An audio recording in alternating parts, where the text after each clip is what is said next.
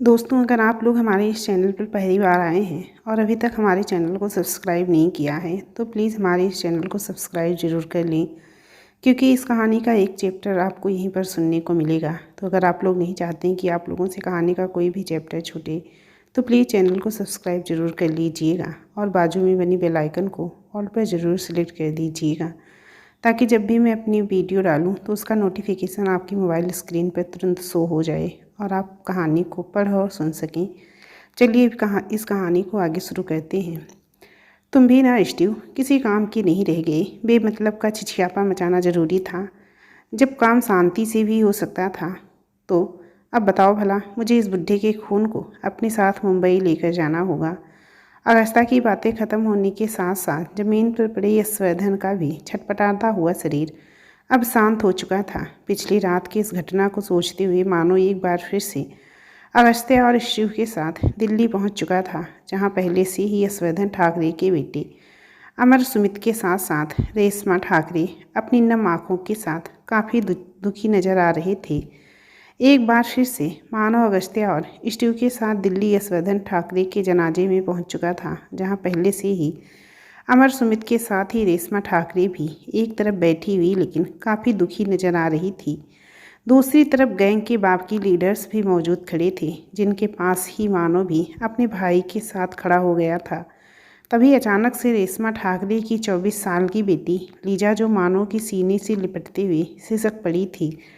मानो, देखो ना क्या हो गया। दादाजी हम लोगों को छोड़ कर चले गए। मैं उन्हें कैसे बताऊं कि इस वक्त मैं उन्हें कितना मिस कर रही हूँ। मानो बताओ ना, मैं उनके बिना अब कैसे रहूँगी।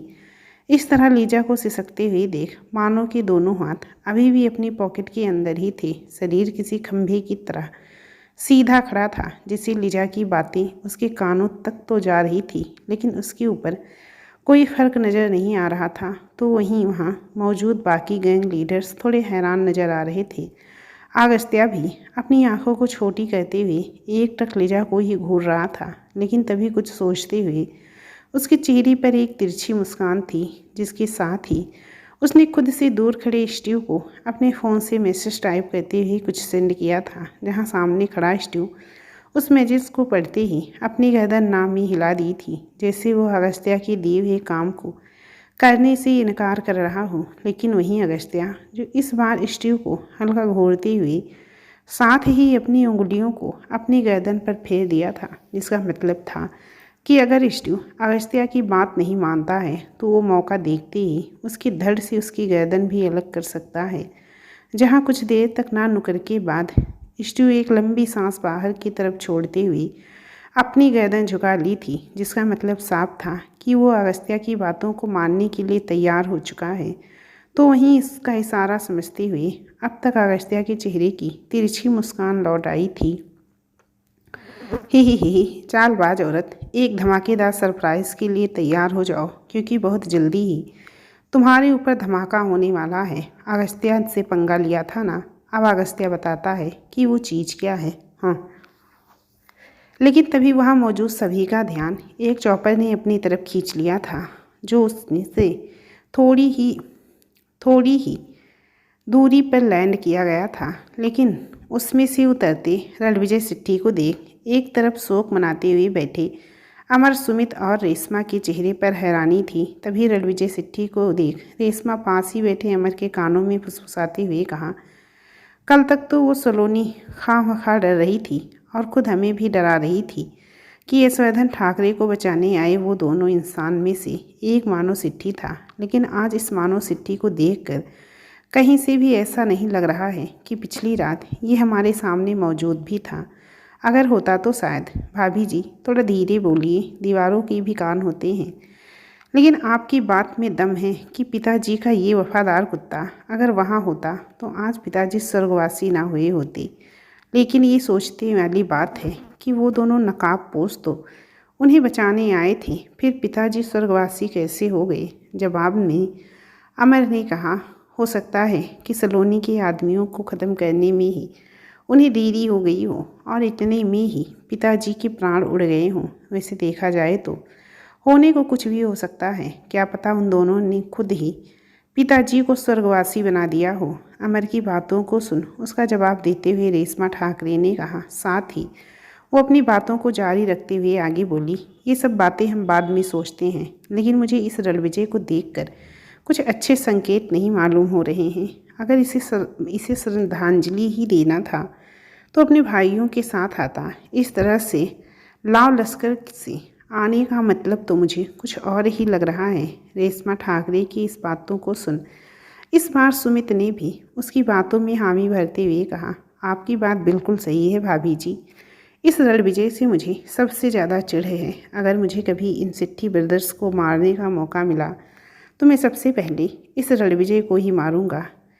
फिर इस मानव की रीढ़ की हड्डी की बारी होगी, यानी कि उसके छोटे भाई को तोड़ूंगा। इस 10 इंच के अपने उस लैपटॉप के साथ अब तक ना जाने कितनी बार उसने उस मानव को बचाया है।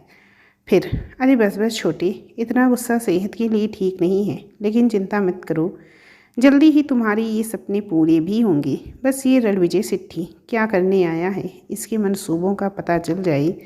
अगर बस ये पिताजी को श्रद्धांजलि देने आता है तो कोई बात नहीं, लेकिन अगर सुमित की बातों का जवाब देते हुए अमर ने कहा, लेकिन वो अपनी बात पूरी कर पाता उससे पहले ही रणविजय सिट्ठी जो अब तक उनके करीब आ चुका था उसे देखते हुए अमर को अपनी बात बीच में ही रोकते हुए चुप होना पड़ गया था। वहीं रणविजय सिट्ठी भी अब तक अमर के पास ही रखे यशवर्धन ठाकरे के एक बड़ी सी तस्वीर के सामने हाथ जोड़ लिया था। दूसरी तरफ रिसर्च एंड एनालिसिस विंग रो हेडक्वार्टर न्यू दिल्ली अपने कैबिन में बैठा सामंत गोयल जो इस वक्त किसी फाइल के पन्ने को उलट पलट रहा था, तभी उसके कैबिन के गेट को खोलते हुए समीर अग्निहोत्री, जिसके माथे पर इस वक्त घबराहट की लकीरें साफ नजर आ रही थी, अंदर आते हुए कहा, सर एक बैड न्यूज़ है। अरे समीर, कभी तो गुड न्यूज़ के साथ अंदर आया करो, या कभी ये भी कह दिया करो कि उस मानव चिट्ठी के खिलाफ हमारे हाथों ठोस सबूत लगे हैं जो सीधा उसे फांसी तक लेकर जाएगा। हाथ में पकड़े फाइल को हल्का उछालते हुए सामंत गोयल ने कहा, साथ ही चेहरे की हंसी को हल्का ठहाके का रूप देते हुए आगे कहा, अच्छा चलो अब अपना बैड न्यूज़ ही सुना दो। गुड ना सही, बैड न्यूज़ से ही आज काम चला लेते हैं। सर, खबर आई है कि यशवर्धन ठाकरे का किसी ने पिछली रात मर्डर कर दिया है। व्हाट? समीर की बातों को सुनते ही सामंत गोयल काफ़ी बुरी तरह से चौंक उठे थे। यस सर, और सबसे ज़्यादा हैरान कर देने वाली बात यह है कि उसके मर्डर को खुद उसके घर वाले छिपाते हुए इसमें पुलिस के साथ साथ मीडिया को भी दूर रखा है, जिस वजह से अभी तक ये बात बाहर नहीं आ पाई है। समीर ने अपनी बातें पूरी कर दी थी, लेकिन सामंत गोयल के माथे पर चिंता की लकीरें काफ़ी गहरी कर दी थी। जहां इस वक्त सामंत गोयल किसी गहरी सोच में डूब चुका था, लेकिन अगले ही पल होश में आते हुए कहा, और किंग की कुर्सी, उसका नया उत्तराधिकारी कौन बनने वाला है? इसकी क्या खबर है? सर, इसके बारे में अभी तक कोई जिक्र नहीं किया गया है, लेकिन ये ज़रूर पता चला है कि यशवर्धन ठाकरे का लॉयर जो अब तक उसके सारे कानूनी दाव पेच हैंडल कर रहा था, रणविजय सिट्ठी, भी उसके बंगले पर पहुंच चुका है। लेकिन उसके दोनों भाई वहां पहले से ही मौजूद थे, इसलिए अभी किंग की कुर्सी पर कौन बैठने वाला है इस बात का खुलासा नहीं हुआ है, समीर ने कहा। लेकिन उसकी इस बात पर सामंत गोयल अपने माथे पर अपनी उंगलियों को थोड़ी देर तक रगड़ते हुए एक बार फिर से किसी सोच में डूब चुके थे। जहां कैबिन में छाई कुछ देर की चुप्पी के बाद समीर ने खुद ही उन्हें होश में लाते हुए कहा, सर आर यू ओके? कोई परेशानी वाली बात तो नहीं है? हाँ सर, आप ठीक हैं? हाँ समीर, फ़िलहाल तो ठीक हूँ, लेकिन दिमाग में यशवर्धन ठाकरे के मर्डर की खबर ने उलझन पैदा कर दी है। अपने माथे पर अभी भी अपनी उंगलियों को रगड़ते हुए सामंत गोयल ने कहा, सर मैं कुछ समझा नहीं, समीर ने कहा, जिसे सुनकर इस बार सामंत गोयल अपनी कुर्सी पर सीधे बैठते हुए अपने दोनों हाथ आपस में बांध लिए थे, ये कहते हुए कि समीर, तुम्हें क्या लगता है इतने बड़े माफिया का मर्डर हो जाना कोई मामूली बात है? वो अकेले यूं ही आम आदमी की तरह सड़क पर तो घूम नहीं रहा था जिसे कोई भी राह चलते चाकू मार कर निकल जाएगा। सामंत गोयल की इन बातों पर समीर अभी भी बस शांत था। चेहरे के बदलते एक्सप्रेशन ये साफ बता रहे थे कि शायद वो सामंत गोयल की बातों को समझने की कोशिश कर रहा था, जिसे समझते हुए सामंत गोयल ने खुद ही अपनी बातों को जारी रखते हुए आगे कहा, नहीं समीर, यशवर्धन ठाकरे का मर्डर किसी बड़े प्लान का हिस्सा है, माफिया वर्ल्ड में ही ज़रूर इस बात को अंजाम देने की साजिश रची गई है। बस देखना ये है कि ये साजिश कौन सा तो नया तूफान लाना लेकर आता है। फिलहाल मेरा एक काम करो। यस सर, सामंत गोयल की बातों का जवाब देते हुए समीर ने कहा, लेकिन अचानक से सामंत गोयल चुप हो गए थे। जहाँ इस बार वो हल्का मुस्कुराते हुए बोले, तुम फ्री तो हो ना? आजकल खबरों में तुम रॉ के काबिल ऑफिसर कम, लेकिन बॉलीवुड की उस समीरा पुरोहित के बॉयफ्रेंड के रूप में ज़्यादा नजर आ रहे हो। अपनी बातों को पूरा करते हुए सामंत गोयल के चेहरे की मुस्कान एक बार फिर से ठहाकों में बदल चुकी थी, जिसे देख इस बार समीर भी हल्का मुस्कुराते हुए कहा, नो सर, एक्चुअली बात यह है कि मैं और समीरा बचपन के दोस्त हैं, इसीलिए हमारे पेरेंट्स ने हमारा रिश्ता तय कर दिया था, जिसे हम मना नहीं कर पाए और बस। अरे कोई बात नहीं, पब्लिक जिस समीरा पुरोहित की दीवानी है वो समीरा पुरोहित तुम्हारी दीवानी है। इंटरेस्टिंग। चलो ये काम तुमने अच्छा किया, अपनी पार्टनर खुद के डिपार्टमेंट से अलग चुना, नहीं तो घर जाने के बाद भी तुम दोनों केस सॉल्व करते हुए नजर आती। एक बार फिर से सामंत गोयल की बातों के साथ उसकी हंसी गूंज उठी थी। तो वहीं समीर इस बात थोड़ा शर्माते हुए कहा, सर डोंट वरी, आपका काम हो जाएगा, कहते हुए तुरंत कैबिन के बाहर निकल आया था। शायद इस वक्त वो सामंत गोयल के द्वारा खुद की उड़ाए जाने वाले मजाक से बचना चाहता था, जिसे समझते हुए सामंत गोयल एक बार फिर से ठहाके लगाते हुए नजर आ रहे थे। समीरा पुरोहित काव्या पुरोहित उर्फ काव्या कोहली की सौतेली बहन, जो काव्या की तरह ही एक एक्ट्रेस है, लेकिन इस वक्त एक्ट्रेस होने के साथ साथ वो रॉ एजेंट समीर अग्निहोत्री की मंगेतर भी है। वहीं कहीं ये समीर अग्निहोत्री ही काव्या का एक्स बॉयफ्रेंड तो नहीं, जिसके बारे में सोचते हुए काव्या उदास हो जाती है। जहां एक बार वो याटशिप पर मानो से छिपकर अपने फ़ोन में समीर और समीरा से रिलेटेड न्यूज़ को पढ़ते हुए उदास थी, लेकिन अचानक से मानो को देख वो काफ़ी घबरा भी गई थी। उस वक्त उसके हाथ में उसका फ़ोन छूटते हुए नीचे गिर पड़ा था, तो वहीं मानो जो उसे नॉर्मल करने के लिए उसकी इस घबराहट को इग्नोर कर दिया था, लेकिन कमरे से बाहर निकलते ही उसने अगस्त्या से काव्या के फ़ोन की सारी डिटेल्स खुद के फ़ोन पर फॉरवर्ड करने को कहा था। वहीं मानो भी इस सच से अनजान नहीं था कि काव्या के दिल में समीर अग्निहोत्री के लिए फीलिंग्स हैं। जब वो काबली गैंग की लीडर सलोनी की बेटी इकबाल के हाथों घायल हुई थी, उस वक्त मानो के दिमाग में काव्या के वो बीते हुए दिन घूम रहे थे, जिसमें एक बार वो अपने दोस्त यानी कि समीर के पैरों पर गिड़गिड़ाते हुए उससे बस यही कह रही थी कि वो उसे छोड़कर ना जाए, वो उसे सिर्फ अपना दोस्त ही बने। वो सिर्फ उसे अपना दोस्त ही नहीं बल्कि उससे प्यार भी करती थी, लेकिन उस वक्त समीर उसे झटकते हुए वहाँ से जा चुका था। वहीं समीर भी, जो उसे सिर्फ अपना दोस्त समझता है, अचानक से काव्या की कोई खबर ना मिलता देख उसे बार बार कॉल करते हुए झुंझला उठा था। जहाँ सामंत गोयल के पूछने पर उसने बस इतना कहा था कि उसकी दोस्त उससे नाराज़ होकर उससे बात नहीं कर रही है, लेकिन काव्या का नंबर काफ़ी दिनों तक बिजी आने के बाद समीर थोड़ा चिंतित भी हो चुका था।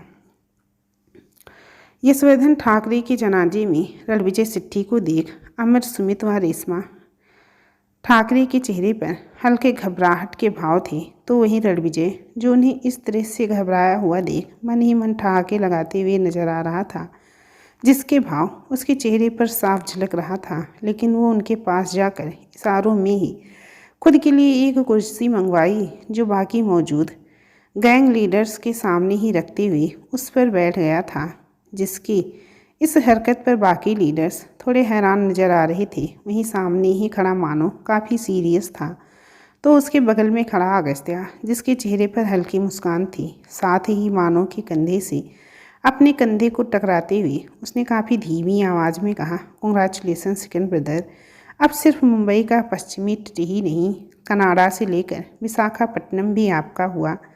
कनाडा यानी कि गुजरात का पोर्ट, तो वहीं विशाखापट्टनम यानी कि आंध्र प्रदेश की समुद्री तट, जहां से सभी गैर कानूनी धंधों का कारोबार किया जाता था। इनके अलावा भी भारत में कई ऐसे तट थे जिन पर यशोधन ठाकरे की हुकूमत सालों से चलती आ रही थी। लेकिन अचानक से उसके मर्डर की न्यूज, जो उसके गैंग में शामिल ईमानदार लोगों की परेशानी का कारण बन गया था, तो वहीं कुछ ऐसे भी लोग थे जो यशोधन की मौत पर मातम की बजाय अंदर ही अंदर काफ़ी खुश भी थे, क्योंकि जिस तरह से दिल्ली में बैठा यशोधन गुजरात से लेकर आंध्र प्रदेश के रास्ते में आने वाले हर तटीय इलाके को अपने लीडर्स के बीच बांट रखा था और उनका बागडोर अपने हाथ में लिए दिल्ली में माफिया किंग की कुर्सी पर बैठा उन्हें अकेले संभाल रहा था। वहीं अब उसके ना होने पर कुछ लीडर्स अपने फायदे की सोचने लगे थे, जो शायद कुछ ही दिनों में यशोधन के बसाए कारोबार में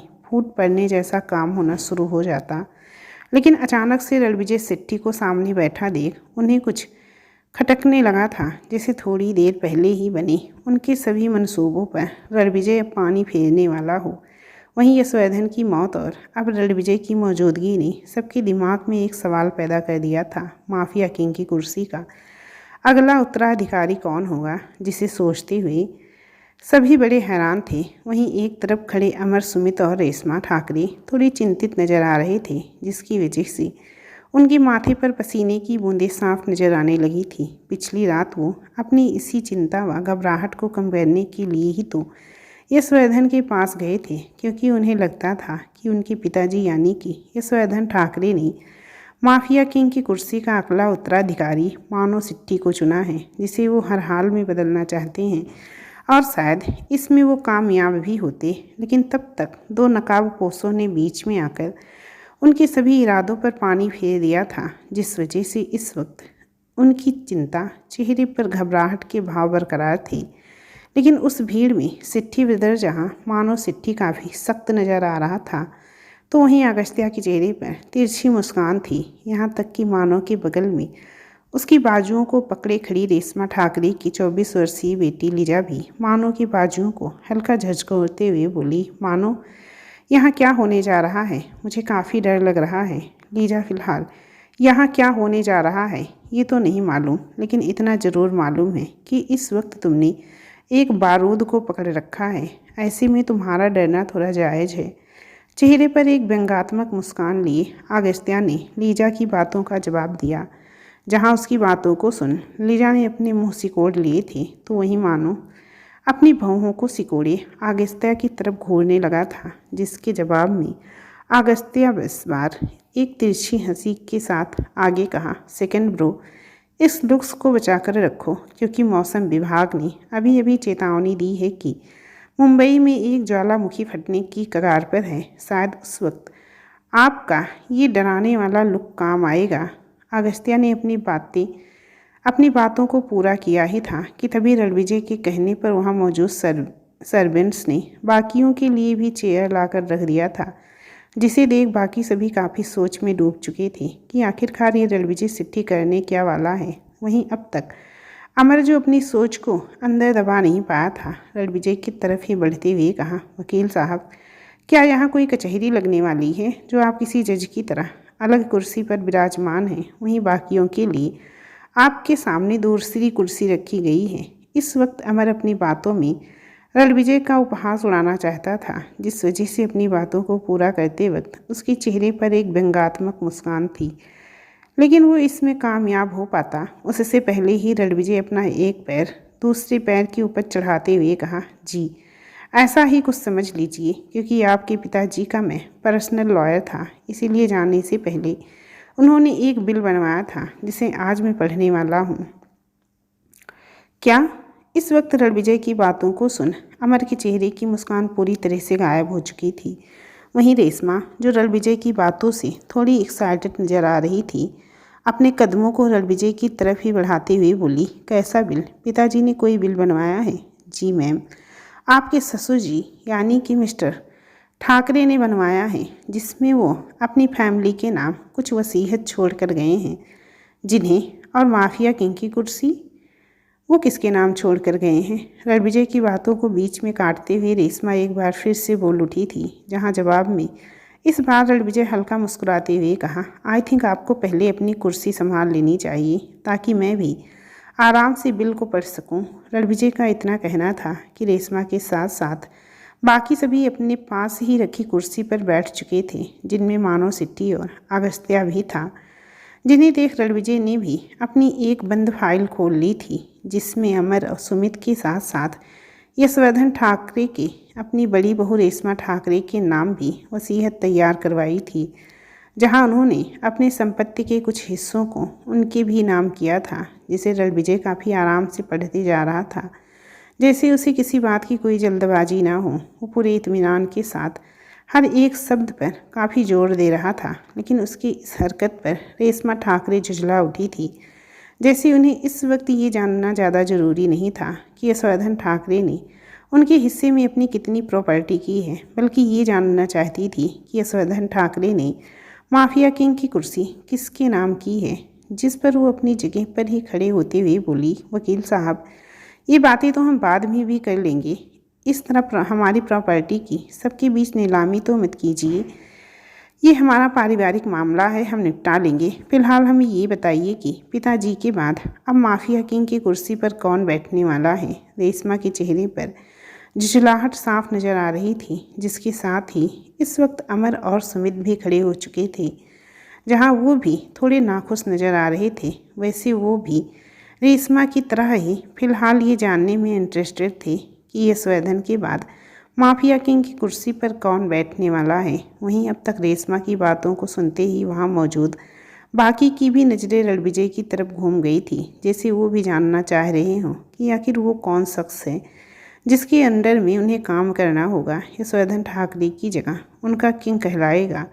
वहीं अब तक सबके चेहरे पर उमड़ रहे भाव को रणविजय भी अच्छे से समझ रहा था, इसीलिए वो भी लोगों का इंतजार करवाए की बजाय एक दूसरी बंद फाइल को खोलते हुए उसे पढ़ना शुरू कर दिया था। जैसे जैसे रणविजय सिट्टी उस फाइल में लिखी बातों को पढ़ते जा रहा था, वैसे वैसे लोगों की आंखें फैलते हुए बड़ी होती जा रही थी। वहीं अब उसकी आखिरी लाइन, मैं पूरे होशो हवास में घोषणा करता हूँ कि किंग की कुर्सी पर मेरे बाद अगर कोई शख्स बैठने योग्य है, जिसके अंदर इतनी प्रबलता है कि वो माफिया वर्ल्ड में अपनी हुकूमत का सिक्का जमा सके, पिछली पीढ़ी से लेकर आगे आने वाली पीढ़ी में भी अपना भय कायम रख सके, अपनी सत्ता स्थापित कर सके, और ऐसी प्रबलता, ऐसी सक्षम वाले शख्स यानी कि किंग की कुर्सी पर बैठने योग्य सिर्फ एक ही शख्स है, मानव सिट्टी। रणविजय ने भी इतना ही कहा था कि वहाँ मौजूद लोगों के पैरों तले जमीन खिसक चुकी थी,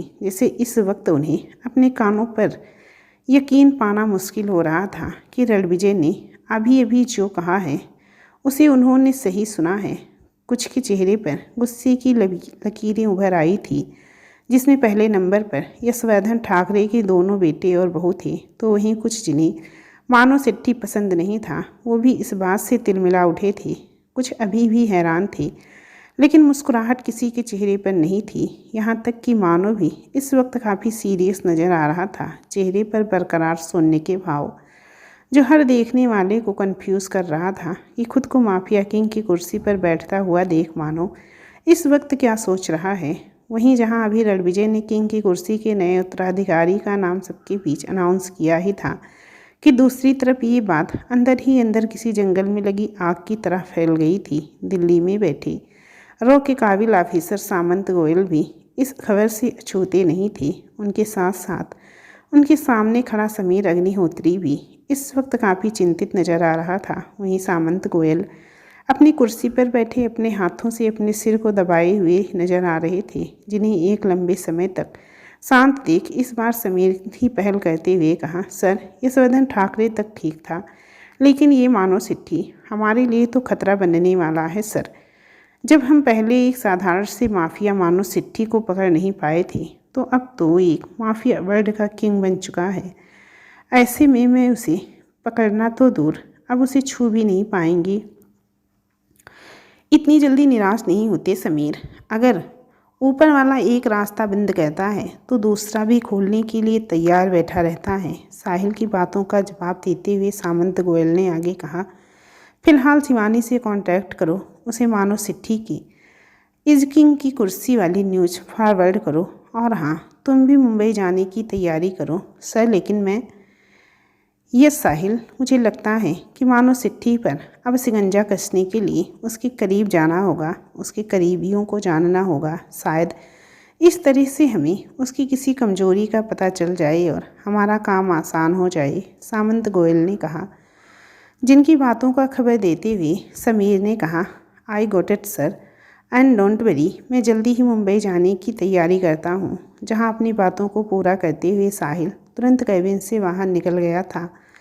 रात का वक्त सिट्टी विला के बाहर अपनी कार को रोकते हुए मानो सीधा विला के अंदर चला गया था, लेकिन अंदर पसरे अंधेरे को देख उसकी भौहें भी अब तन चुकी थी। जहाँ सिर्फ अंधेरा ही नहीं बल्कि वहाँ किसी इंसान की मौजूदगी भी ना के बराबर ही समझ आ रही थी। तभी दिमाग में घर में मौजूद नौकरों के साथ साथ काव्या का ख्याल घूमने लगा था।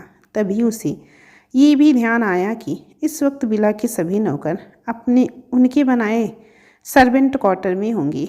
ऐसा खुद मानो चिट्ठी का ही ऑर्डर था। तो वहीं अब दिमाग में अकेले काव्या का ध्यान घूमने लगा था। लेकिन इस तरह पूरी विला में फैले अंधेरे के बीच क्या वो सुरक्षित है?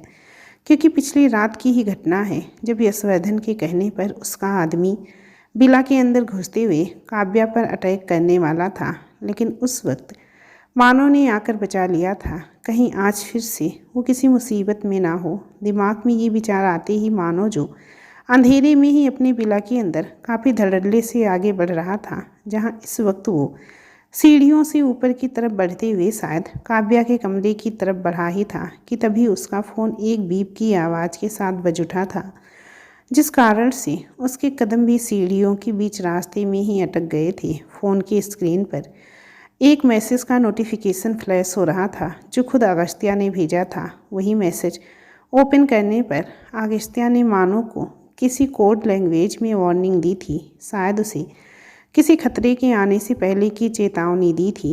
तो वहीं मानो उस मैसेज को पढ़ने के बाद वापस से अपने फ़ोन को पॉकेट के हवाले कर चुका था, लेकिन वो आगे अपने कदम को बढ़ा पाता उससे पहले ही उसे अचानक से अपने पीछे किसी दूसरे के कदमों की आहट सुनाई दी, जो उसकी तरफ ही सीढ़ियों से ऊपर बढ़ती आ रही थी। वहीं इस आहट को समझते ही मानो के चेहरे पर किसी भय या घबराहट की जगह हल्की मुस्कान तैर गई थी, जैसे कुछ सेकंड पहले अगस्त्या का भेजा हुआ वार्निंग मैसेज इसी बात से रिलेटेड था और उसे मानो भी अब तक समझ चुका था। जहाँ इस बार वो अपने सिर को हल्का झटकते हुए कहा, baby girl, missed you badly.